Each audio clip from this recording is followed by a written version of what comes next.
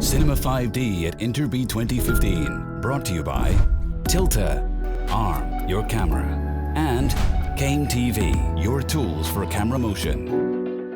First of all, thank you very much, and it's very nice to meet you. I'm much honored to be on your show. Thank you. There was a small revolution a few years ago, and Nikon and then Canon introduced a DSLR that can shoot video. Right. How was it for the Japanese indie filmmakers? Was it caught them by surprise, or this is something that they took immediately and started to work with the new technology? Well, actually, we recognized our DSLR from Nikon and Canon as a revolutionary tool only after someone in your country made something super, like the Mr. Vincent Lafole produced the original yes. video from the helicopter. Yes, yes. Okay. And then right after that, we figured, the cameras in our hands could be something very fun, right after that. But we didn't find it ourselves. Very interesting. So fast forward to today. This is a technology that many indie filmmakers started to work with, or this is still not considered like a mainstream technology here? Well, the producing films with DSLR has vanished altogether. Vanished? Yes, up until last year, I guess. Some people are still using it, but majority was not using DSLRs anymore.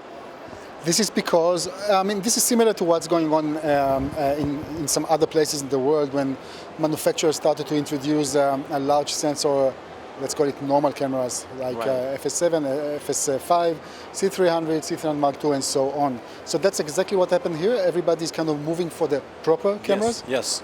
Back in 3 years ago, 4 years ago, today, there was only one DSLR that we can use for filmmaking, which was EOS 5D Mark II, right? The story was pretty simple. We have everybody in the world was using the one same tool, and we can discuss lots of stuff all around this particular camera. But now, large sensor cameras are from all the manufacturers from all over the world, not only from Japan. And people are started using different cameras all over the world.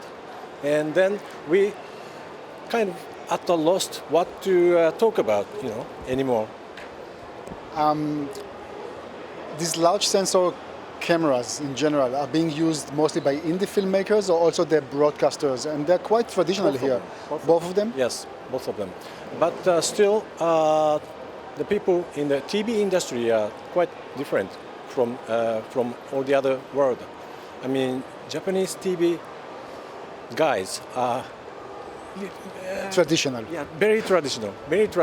And I don't know about them or the station, which are traditional, but they are still stick to the old tools that they are used to. So they are still using dockable cameras, and even though they are using large format dockable cameras now, they don't care about the shallow depth of field. Yeah, I can see a lot of stuff here on television that actually is still being shot. I guess it's 60p because the look is kind of a soap opera look. Yes. There's less. How can I say? The film look here is less evident. Is that true? Less evident, and that's where that's where independent filmmakers come in, right? We are everything about film look.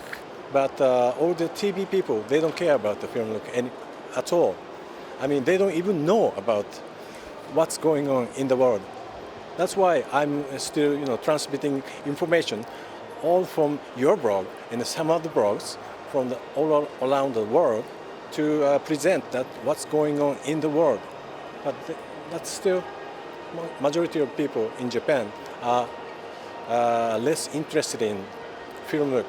But they seem to like 60p soap opera type of pictures. Interesting.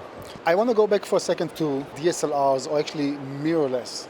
In general, DSLRs sales around the world are declining, but mirrorless cameras sales are increasing. Do you feel it, or do you see it around here too? I mean, it looks like as if some of the like Sony A7 family and so on, quite popular. Yes. Is it also here or not so much? Yes, it's also true in Japan too. I mean, I said, the making films with DSLR is gone. That means except for the mirrorless cameras. That's what you meant. Okay, so DSLR you meant more like a Canon, Nikon style shooting, yes. but mirrorless. Mirrorless is emerging more and more. So people who want to make film with a film look, they go to Panasonic, either Panasonic or Sony, Alpha or GH4, but not Canon anymore. No Nikon at all. No Nikon at all. No. And why not Canon? Why not Canon? Because Canon don't want us to use their cameras, use their DSLR for filmmaking, I guess. That's why they created this cinema EOS line, and they're still making some kind of limitations built in their DSLR lines, EOS. The manufacturers are divided into two groups, right now. Like Canon and Nikon, they are originated from picture camera, the still camera. They don't want us to use their still cameras for the filmmaking, we feel. And whereas Sony and Panasonic, they're now producing DSLR-like cameras, but they want us to use it for filmmaking. Yeah, we share the same opinion here. Yeah. Good. So I understand a little bit better now the Japanese market. One more thing which is really evident here, it's all about 8K. Is it really 8K, or the consumer at home don't even care about HD? First of all, I don't care about 8K, and I believe most of us don't care about 8K, but our government seems to like to move forward to 8K, and we don't know why, because we don't even start using 4K.